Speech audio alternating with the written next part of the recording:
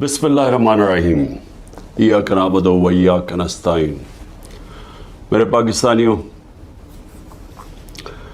جو بجوڑ کا حادثہ ہوا اور ابھی تک ہمیں پوری طرح یہ بھی نہیں پتہ کہ جو زخمی ہیں ان میں سے کتنے بچیں گے، کیونکہ بڑے برے زخم ہیں ان کے، لیکن ہمیں اتنا پتہ ہے کہ 50 پاکستان کے شہری شہید ہو چکے ہیں، اور اس کا جو فال آؤٹ ہے، میں اس کے اوپر آج بات کرنا چاہتا ہوں کہ اس کے جو اثرات سارے پرانا قبائلی علاقہ اور اس کے بعد پختونخوا کے اندر جو اثرات جا رہے ہیں، میں اس کے اوپر بات کرنا چاہتا ہوں۔ ہمیں یہ اب پتہ چل گیا ہے کہ یہ جو حملہ ہوا تھا، یہ جو بم دھماکہ، دہشت گردی جو ہوئی تھی، یہ آئسل نے کی تھی، جو داعش جسے کہتے ہیں، یہ ٹی ٹی پی نے نہیں کی تھی۔ اور اس کے اوپر چند دن پہلے امریکہ کا صدر جو بائیڈن نے کہا کہ جو سب سے بہترین طریقے سے آئسل کا مقابلہ کر رہے ہیں وہ ہے طالبان گورنمنٹ، یعنی وہ پریزیڈنٹ جو ان کا مخالف ہے افغانستان کے طالبان حکومت کا، اس نے امریکہ میں بیان دیا ہے کہ جو اس وقت جو دہشت گرد گروپ ہے آئسل، اس کا جو صحیح معنی میں اس وقت جو اس کو ختم کر رہے ہیں وہ ہے طالبان گورنمنٹ۔ اب میں یہ اس لیے آپ کے سامنے کہہ رہا ہوں کہ میں نے آج ایک بیان پڑھا ہے جس سے مجھے خوف بھی ہے اور مجھے حیرت ہے کہ ہمارے ملک میں کس طرح کے لوگ اوپر لا کے ہمارے مسلط کیے گئے ہیں جنرل باجوہ نے۔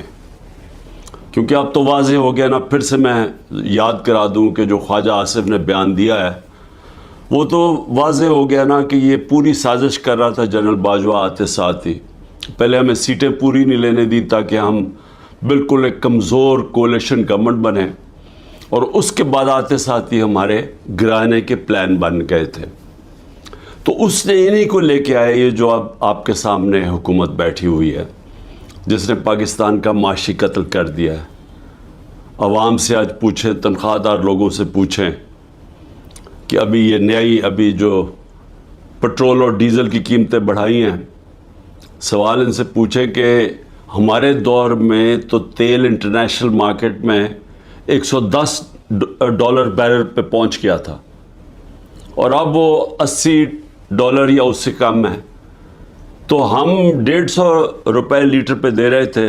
تو آج یہ ہر وقت جو قیمتیں بڑھتی جا رہی ہیں 270 پہ پہنچ گئی ہیں۔ کیا وجہ ہے اس کی؟ تو یہ تو علیحدہ بات ہے، کیونکہ مہنگائی اس وقت لوگوں کو، خاص طور پہ بجلی کے بل، یہ اب عام لوگوں کی پہنچ سے باہر ہو گئے ہیں۔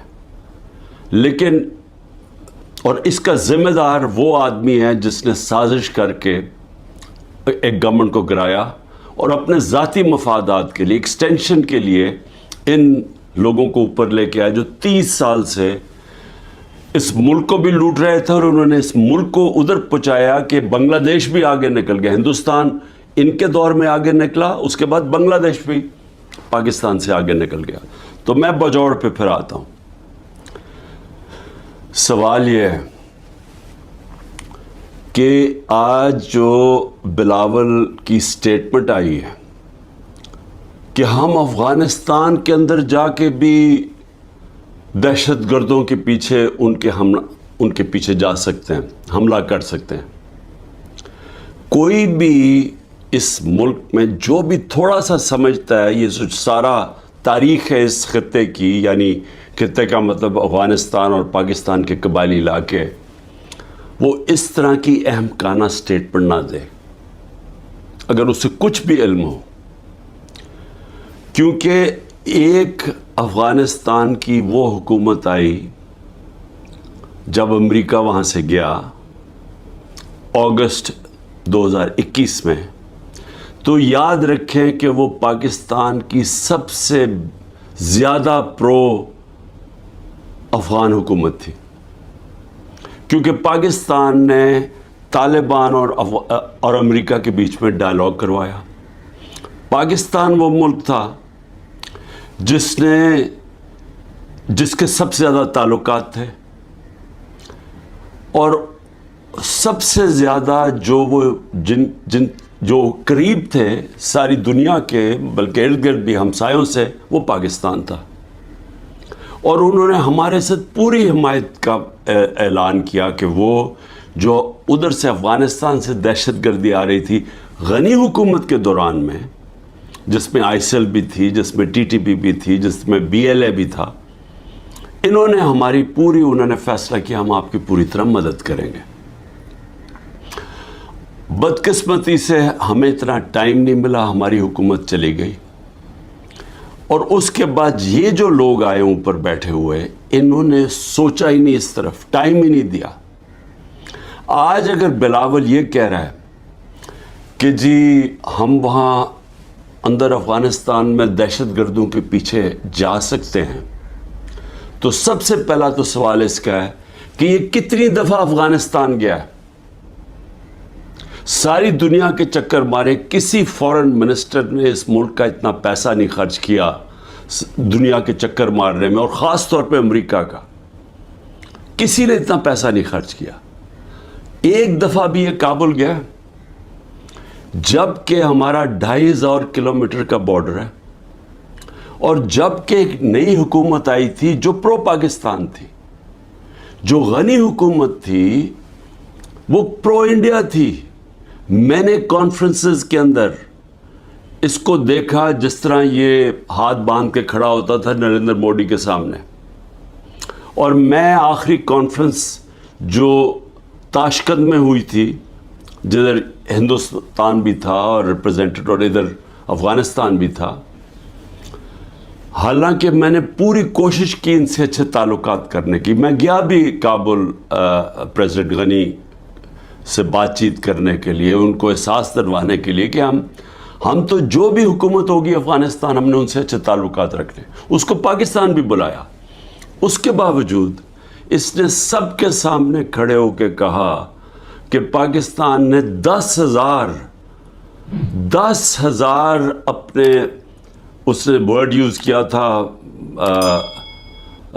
اپنے ہم نے لوگ بھیجے ہیں، ملیٹنٹس بھیجے ہیں جو مدد کریں افغانستان کے طالبان کی۔ سب کے سامنے جھوٹ بولا اس نے، تو وہ کھل کے ہمارے اگینسٹ تھا۔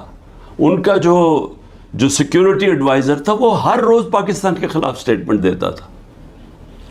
کوئی ادھر سے ہمیں مدد نہیں ملتی تھی جب یہاں کوئی بھی دہشت گردی ہوتی تھی۔ تو یہ جب حکومت چینج ہوئی تو ہمیں تو انہوں نے پوری کوآپریشن کا کہا، اور ہمیں اس وقت چاہیے تھا کہ ہم پورا فائدہ اٹھاتے، اور جو بھی ہمارے مسئلے افغانستان کے ہم سارٹ آؤٹ کر لیتے، اور وہ تیار تھے۔ جب سے یہ حکومت آئی ہے ان کو ٹائم ہی نہیں ملا۔ میں پھر سے کہتا ہوں کہ یہ ہر وقت ہر دوسرے دن امریکہ پہنچا ہوتا ہے بلاول، یہ کتنی دفعہ کابل گیا۔ ہمیں چاہیے تھا کہ ہم وہ سارا ایریا جو ہمیں مسئلے بنے ہوئے ہیں دہشت گردی کو، اس کو ختم کرتے ہیں۔ نہ اس کے پاس ٹائم تھا، کیونکہ اور یا پھر اس کے جو ماسٹرز تھے، اس کے آقا تھے، ان سے اجازت نہیں ملی، نہ ہی ان کو اجازت ملی جو ہم نے روس سے سستا تیل بات کر کے آ گئے تھے۔ صدر پوٹن نے ہمیں کہہ دیا تھا، میٹنگ ہو گئی تھی پاکستان کی انرجی منسٹر اور ان کے انرجی منسٹر کی، لیکن ان کے ڈر سے، اپنے آقاؤں کے ڈر سے، نہ یہ روس سے تیل لیا ہم نے، جبکہ تیل کی قیمت $110 پہ پہنچی ہوئی تھی، اور ہندوستان نے 40% کنسیشن کے اوپر روس سے تیل لیا، جبکہ وہ امریکہ کا ایلائی ہے، ان کی اسٹریٹجک پارٹنرشپ کے اندر ہے، اور نہ ہی ان کے ڈر سے نہ یہ وہاں گیا۔ اس کا آج یہ نتیجہ کیا ہے؟ نتیجہ یہ ہے کہ ہمارے آج وہ تعلقات ہیں کہ ہم ادھر پہنچ گئے ہیں کہ ہم افغانستان کو اب یہ جو حملہ ہوتا ہے ہم ان کے اوپر ڈال رہے ہیں۔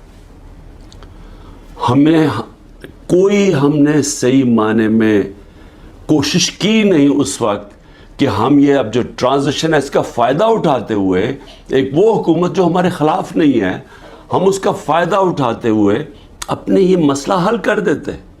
اور میں آپ کو یقین دلاتا ہوں کہ یہ مسئلہ حل ہو سکتا تھا. اب اس کا فال آؤٹ کیا ہے؟ فال آؤٹ یہ ہے کہ مولانا فضل الرحمان نے اسٹیٹمنٹ دی. فضل الرحمان کہتا ہے کہ جی ہماری ایجنسیز سوئی ہوئی تھی. فضل الرحمان صاحب، جب ہم اتنی دیر سے کہہ رہے ہیں کہ جو 636 پختونخوا کے اندر دہشت گردی کے واقعہ ہوئے ہیں، ہم کہتے جا رہے ہیں کہ ایجنسیز کا ٹائم بجائے انٹیلیجنس، اصل میں تو دہشت گردی انٹیلیجنس ایجنسیز لڑتی ہیں، بجائے ادھر ٹائم دے رہے ہیں کہ وہ تو صرف تحریک انصاف کو ختم کرنے کی کوشش میں تھے. جو تحریک انصاف کے گھروں میں رشتہ داروں کو اٹھایا جا رہا ہے، ان کو ٹریک کیا جا رہا ہے، ان کے فون کو ٹریک کیے جا رہے ہیں، جیو فینسنگ کی جا رہی ہے، جس طرح ہم کوئی غیر ملکی، ہم کوئی دشمن ہیں. اور وہ جو کام کرنے والا تھا وہ کام کیا نہیں. اس سے بڑھتی جا رہی ہے ساری دہشت گردی، اور خاص طور پہ پختونخوا کی پولیس کے اوپر، اسپیشلی جو پولیس کے اوپر اب اس وقت ان کا شہادتیں ہو رہی ہیں. اب اس کا کون ذمہ دار ہوگا؟ لیکن اس سے اور بھی آگے چلیں، جو پختونخوا کے لوگوں کے اندر اس وقت غصہ ہے. پی ٹی ایم کیوں بنی تھی؟ پی ٹی ایم یہ بنی تھی کہ جو ساری لڑائی جو وار آن ٹیرر اصل تو قبائلی علاقے میں ہو، وہ اجڑ گیا، لوگوں کے گھر تباہ ہو گئے، زکوٰۃ دینے والے ہو گئے، وہ سارے لوگ نقل مکانی کرنی پڑی، لوگ اپنے گھروں سے نکل گئے. گھر جب واپس گئے، گھروں میں بچا کچھ نہیں تھا. سوات کے لوگوں سے، ملاکنڈ کے لوگوں سے بھی یہی ہوا. وہ جب سارے نکلے وہاں سے باہر، جب تک واپس گئے، وہ بھی زکوٰۃ دینے والے، زکوٰۃ لینے والے بن گئے. تو سب کو وہ یاد ہے، بڑی تکلیفیں انہوں نے اٹھائی، قربانیاں تو ساری اس علاقے نے دی.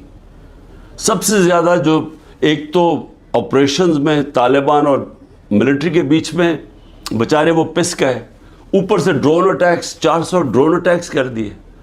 ڈرون اٹیکس کا بھی جو سارا جو بدلہ لیا جاتا تھا وہ پاکستانی فوجیوں کے ساتھ اور پولیس کے اوپر، دونوں طرف پاکستانیوں کو نقصان ہو رہا تھا. جبکہ حکمران ایک منہ سے آواز نہیں نکلتی تھی، کیونکہ امریکی نہ ناراض ہو جائیں کہ ڈرون اٹیکس کبھی ہوا ہی نہیں ہے دنیا میں کہ جس ملک آپ کا جس کے لیے جنگ لڑنا ہے وہ آپ ہی کے اوپر حملہ کرے. تو مجھے خطرہ یہ ہے کہ اگر ہم نے اس کے اوپر جلدی سے قابو نہ پایا اور اسی طرح دہشت گردی بڑھتی گئی، تو وہاں جو پختونخوا کے لوگوں کے اندر میں غصہ دیکھ رہا ہوں یہ بڑھتا جائے گا. اور یہ میں کوئی ڈرانا نہیں چاہتا کسی کو، لیکن اگر یہی غصہ بڑھتا گیا اور یہ اس طرف چلا گیا جو آگئی جو دہشت گردی ہو رہی ہے اور وہ بڑھتی گئی، تو کیا پاکستان آج کل کے دور میں جب معاشی طور پہ ہم ویسے ہی ہمارا بدترین دور ہے، کیا ہم یہ دہشت گردی کا مقابلہ کر لیں گے؟ کیا یہ افورڈ کر سکتی ہے؟ اور کیا اس طرح کا فورن منسٹر اوپر بٹھا سکتے ہیں جو اس طرح کی پاگل پن والی سٹیٹمنٹس دے، جو بجائے مسئلہ حل کرنے کے وہ اور مسئلہ گمبھیر کروا دے؟ تو مجھے آج اس کے اوپر خاص طور پہ مجھے یہ خوف سا آ رہا ہے کہ یہ چیزیں ہمارے ہاتھ سے نکل جائیں گی، کیونکہ جو اوپر بیٹھے ہوئے حکمران ان کی سوچ ہی کچھ اور ہے، اور سوچ تو ہمارے سامنے آئی گئی ہے. ایک تو آج شہباز شریف نے ایک اور الیکشن سے بھاگنے کے لیے ایک اور سینسس کا شوشہ چھوڑ دیا. بھئی مجھے یہ بتائیں کہ جب سے آپ آئے ہیں 15 مہینے پہلے، تو کیا تب آپ کو نہیں پتا تھا کہ الیکشن اکتوبر کے اندر ہونے ہیں، نیشنل الیکشن، آپ کی ٹرم ختم ہونی ہے؟ تب آپ کو نہیں پتا تھا کہ یہ جو سینسس جو بھی ہم نے کرنا اس سے پہلے کریں. یہ ایک اور الیکشن بھاگنے کا انہوں نے راستہ نکال لیا. دوسرا، دونوں پختونخوا کے اندر اور پنجاب میں غیر آئینی حکومتیں چل رہی ہیں، کیئر ٹیکر. پہلے تو وہ کیئر ٹیکر ہے ہی نہیں. کیئر ٹیکر تو نیوٹرل ہوتی ہے. وہ تو انہوں نے اپنی یہ ایک نون لیگ چلا رہی ہے پنجاب، اور دوسرا وہ فضل الرحمان اور وہ ANP چلا رہی ہیں پختونخوا. یہ تو کیئر ٹیکر ہے ہی نہیں. اور ان دونوں صوبوں کے لوگ جو 70% پاکستانی ہیں، وہاں غیر آئینی لوگ بیٹھے ہوئے ہیں جن کی کوئی قانونی حیثیت نہیں ہے.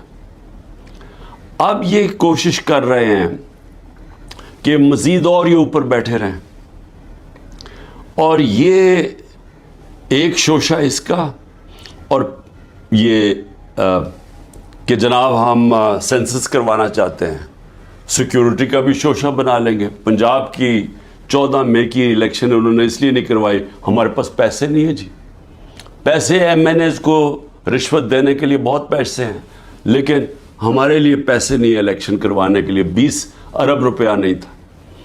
اور اب جو مجھے نظر آ رہا ہے، یہ پھر کوشش کریں گے کہ کسی نہ کسی طرح اس سے نکلیں، اور لوگوں کو پھر یہ جو رد عمل آنا ہے اس کے لیے یہ تیاری کر رہے ہیں.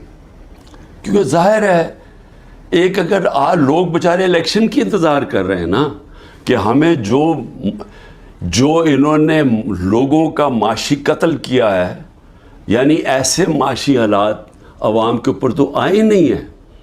سارے جو معاشی انڈیکیٹرز ہیں وہ پاکستان کی تاریخ کے سب سے برے ہیں. بے روزگاری لے لو، انڈسٹری بند ہو رہی ہے. گروتھ ریٹ جب نیچے آتی ہے، مطلب جب آپ کی دولت میں اضافہ جو 6.1% سے اب جو 0 پہ آئی ہے، تو اس کا مطلب بے روزگاری تو بڑھنی ہے، دولت کم ہو رہی ہے ملک کی. اور اس کے علاوہ مہنگائی جس سطح پہ پہنچ گئی ہے، تو لوگوں کے حالات تو سب کو پتہ ہے. اب لوگ الیکشن کا انتظار کر رہے ہیں. انہوں نے اب کیا کیا ہے؟ اب 2 قانون لے کے آ رہے ہیں. ایک ہے سیکریسی ایکٹ، اور دوسرا ہے پریونشن آف ایکسٹریم وائلنس. وہ ایک میں ہی کیا کر رہے ہیں کہ آپ انٹیلیجنس ایجنسیز کو کسی مثلا میرے اوپر ایک فوج کے ادارے میں، انٹیلیجنس کے ادارے میں ایک آدمی میرے اوپر قتل کرنے کی کوشش کرتا ہے، جو مجھے پتہ اس نے کیا. میں نے اگر اس کا نام لے لیا تو ویسے ابھی انہوں نے میرے اوپر غداری کا کیس کر دیا ہے، کہ یعنی میری جرت کیسے پڑ گئی کہ میں نے اس کا نام لے لیا FIR کے اندر. وہ FIR بھی نہیں ہوئی، تو میں غدار بن گیا ہوں. اب یہ ایک تو وہ کرنے جا رہے ہیں. دوسرا سیکریسی ایکٹ میں کہ جناب یہ کسی کے گھر میں بھی گھس جائیں گے انٹیلیجنس ایجنسی. ہمارے گھروں میں تو گھس ہی رہے ہیں. میرے گھر کے اوپر حملہ ہوا، دروازہ توڑ کے 40 لوگ اندر آ گئے، گھر میں جو چیزیں پڑی لوٹی، لوگوں کو مارا دھاڑا، اٹھا کے لے گئے خنسامے کو. وہ جو مالی تھا، 2-3 ورکرز، سب کو اٹھا کے لے گئے. تو وہ تو ہو ہی رہا ہے ہمارے گھروں پہ. اب یہ فیصلہ کہ کسی کے گھر میں بھی جا سکتے ہیں، کہ کسی کے گھر میں بھی جائیں گے، کہیں جی ہم سرچ وارنٹ کے بغیر اندر گھسیں گے، کوئی چیز بھی اٹھا لیں گے. میرے گھر جب آئے تھے تو وہ اسلحہ چھوڑ کے چلے گئے کہ جی اسلحہ ملا ہمیں یہاں سے. اور وہ سوشل میڈیا پہ دکھا رہے ہیں کہ لے کے جا رہے ہیں اپنی قمیضوں کے نیچے اسلحہ، اور وہاں اوپر چھوڑ کے چلے گئے. اور اب یہ کچھ بھی کر سکتے ہیں. تو یہ تو کسی کے گھر میں گھس کے توڑ کے چیزیں اچھا لوٹتے ہیں، چیزیں چوری کر کے لے جاتے ہیں. تو اب تو اس کو قانون بنانا چاہتے ہیں کہ کہیں بھی جا سکتے ہیں. تو یہ جو جس طرف اب یہ لے کے جا رہے ہیں ملک کو، تو یہ تو سیدھی کہہ رہے ہیں کہ جی آپ ہمارے غلام ہیں، ہم آئے ہیں اوپر آپ کے اوپر بیٹھنے آئے، آپ ہمارے غلام ہیں. ہم ایک آزاد ملک، آزادی تو ویسے ہی ختم کرتے جا رہے ہیں. تو اب تو یہ انگریزوں سے بھی زیادہ بدترین غلامی ہے، کیونکہ انگریزوں کے زمانے میں پھر بھی آپ 24 گھنٹے میں کسی کو عدالت میں پیش کرتے تھے جب اگر آپ نے کسی کو اٹھایا ہے. یہاں تو لوگ غائب ہو جاتے ہیں. عمران ریاض ابھی تک غائب ہے, اس کو کوئی 80 دن ہو گئے ہیں. کسی کو پکڑ سکتے ہیں. ہمارے کئی لوگوں کو اٹھایا ہوا ہے, کوئی وارنٹ نہیں ہوتی. کئی لوگوں کو اندر بند کیا ہوا ہے, ان کے ابھی تک FIR نہیں کی ان کے اوپر. تو یہاں تو کوئی قانون ہی نہیں ہے. تو یہ اب ایک غلامی کی طرف ہمیں لے کے جا رہے ہیں, مکمل طور پہ کہ ہم اب ان کے غلام بن جائیں, جو منہ کھولے. اصل میں یہ ایک آزادی کے خلاف اب یہ قانون بنا رہے ہیں کہ آپ ایک قانونی طور پہ ہمیں غلام بنا لیں کہ ہماری کوئی آواز نہ ہو, ہم کہیں نہ جا سکیں. تو میں اس پہ آخر میں صرف اپنی قوم کو یہ آج کہنا چاہتا تھا. دیکھیں, محرم کا مہینہ ہے. محرم میں ہمیں کیا سبق ملتا ہے؟ ہمیں محرم میں ایک ہی سبق ملتا ہے کہ رائے حق کے لیے, ظلم کے خلاف کھڑے ہونے کے لیے اگر ظالم کے سامنے کھڑے ہوتے ہوئے آپ کی جان بھی چلی جائے تو اس کی پرواہ نہیں ہونی چاہیے. آپ کو قربانی دینی چاہیے اپنی آزادی کے لیے, آزادی رائے کے لیے, آپ کو اپنے حقوق کے لیے, انصاف کے لیے. کیونکہ جب تک ایک قوم آزاد نہیں ہوتی, دنیا کی تاریخ میں اس کا کوئی مقام نہیں ہوتا. وہ میں بار بار آپ کو مولانا رومی کا وہ جو ان کی ایک کہات ہے کہ جب اللہ نے آپ کو پر دیے تو کیوں چوٹیوں کی طرح زمین پہ رینگ رہے ہو. غلام زمین پہ رینگتے ہیں, ان کی کوئی حیثیت نہیں ہوتی. 25 کروڑ کی آبادی ہے.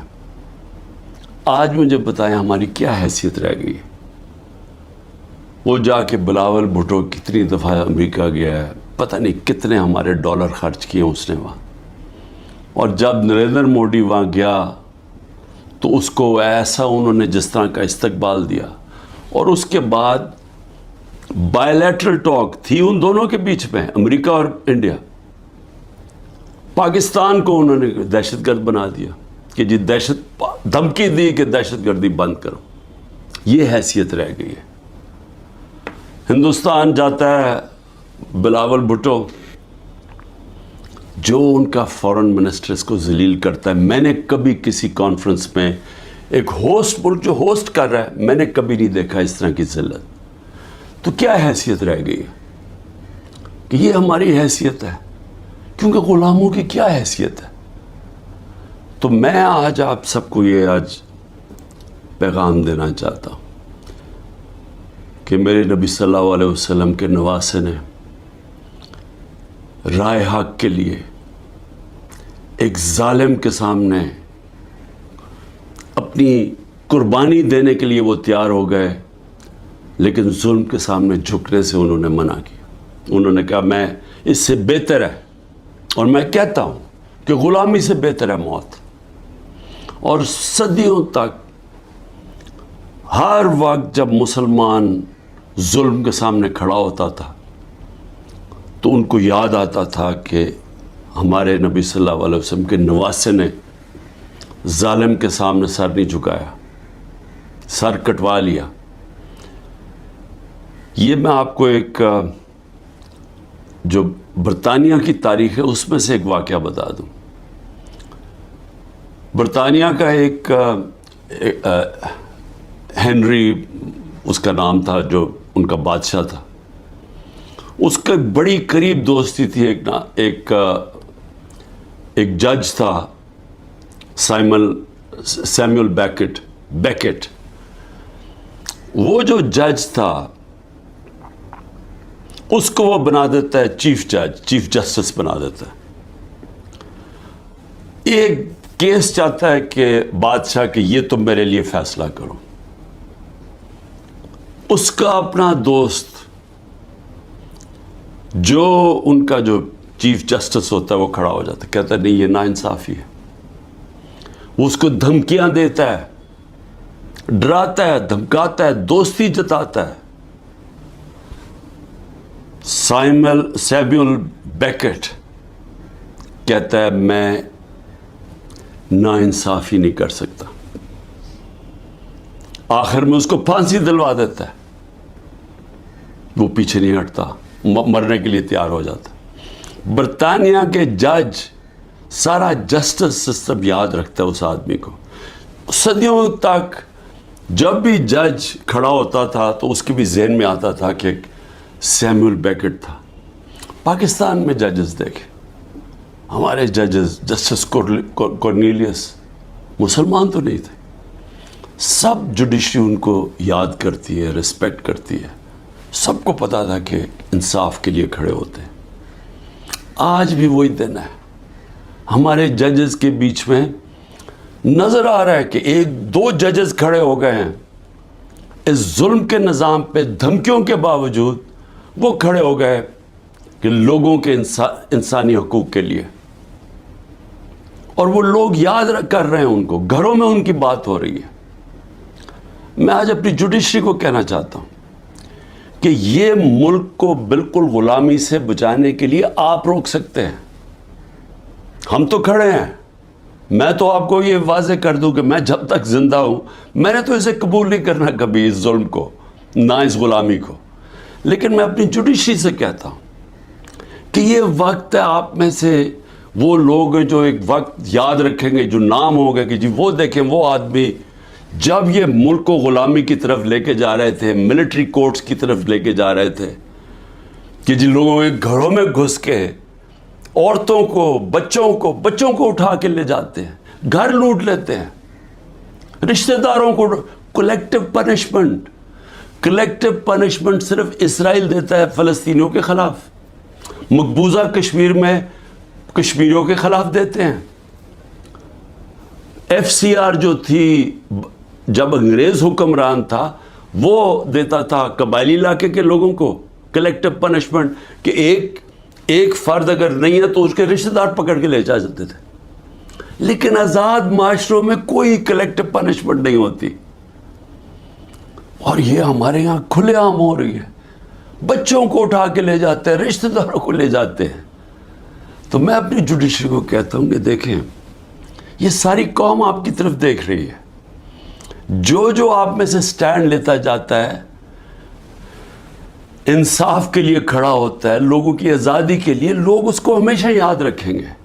لیکن ان کو بھی دیکھ رہے ہیں جو وہ کہتے ہیں نا, وہ طفل کیا کرے گا جو گھٹنوں کے بل چلے, جو پہلے ہی سے گرے ہوئے ہیں, طاقت کے سامنے سر جھکا کے بیٹھے ہوئے ہیں. ان کو بھی, ان ججز کو بھی لوگ دیکھ رہے ہیں, ان صحافیوں کو لوگ دیکھ رہے ہیں. ارشد شریف ہمیشہ یاد رہے گا اس قوم کو کہ اس نے بجائے یہ کہ اپنے ضمیر کا سودا کرے, وہ ملک چھوڑ کے چلا گیا اور وہاں اس کو شہید کیا گیا. 4 آج ہمارے بڑے بڑے صحافی ملک سے باہر بیٹھے ہوئے ہیں بجائے یہ کہ وہ اپنے ضمیر کا سودا کریں. اور یہاں ایسے لوگ ہیں جن کو انہوں نے جیلوں میں ڈالا ہے, غلام حسین, اوریا مقبول جان, سمیع ابراہیم, ایاز امیر. یہ لوگ ان کو یاد رکھیں گے کہ انہوں نے ضمیر کا سودا نہیں کیا, یہ کھڑے ہوئے رائے حق پہ لیے.